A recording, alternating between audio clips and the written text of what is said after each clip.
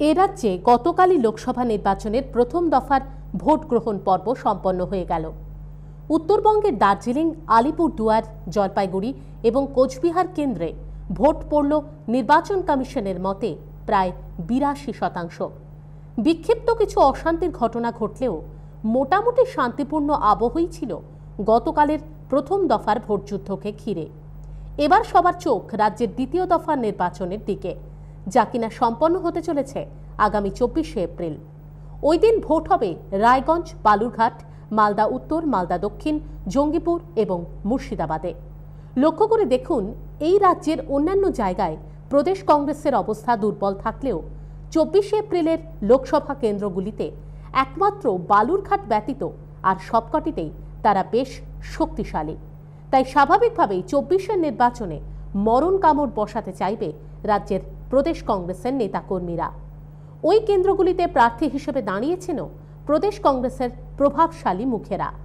রায়গঞ্জে দীপা দাসমুন্সি, মালদা উত্তরে মৌসম নূর, মালদা দক্ষিণে আবু হাসান খান চৌধুরী, জঙ্গিপুরে রাষ্ট্রপতি পুত্র অভিজিৎ মুখোপাধ্যায় এবং মুর্শিদাবাদে মান্নান হোসেন।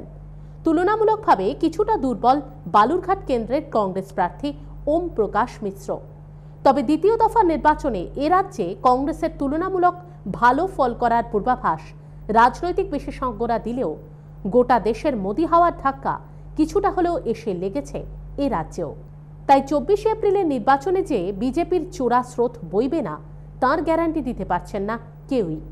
ওদিকে রাজ্যের শাসক দলও চাইবে এ রাজ্যের দ্বিতীয় দফার ভোটে তাদের ঘাসফুলের জমি শক্ত করতে।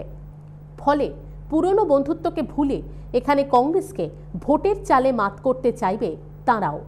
তবে ভোট সমীকরণের হিসেবের কাটাকুটি অঙ্কে নেপোয় মারে দইয়ের মতো বামেরাও যে লাভবান হতে পারে তা বলছেন অনেকেই। তবে কি হলে কি হবে সেই হিসেবের খাতা পাশে সরিয়ে আজ আপনারা দূরভাষে উত্তর দেবেন ৩টি প্রশ্নের। ২৪শে এপ্রিলের নির্বাচনে সুবিধাজনক অবস্থায় থাকবে কোন দল? দ্বিতীয় দফার ভোটে রাজ্য বিজেপি কি বড় ফ্যাক্টর হতে পারবে?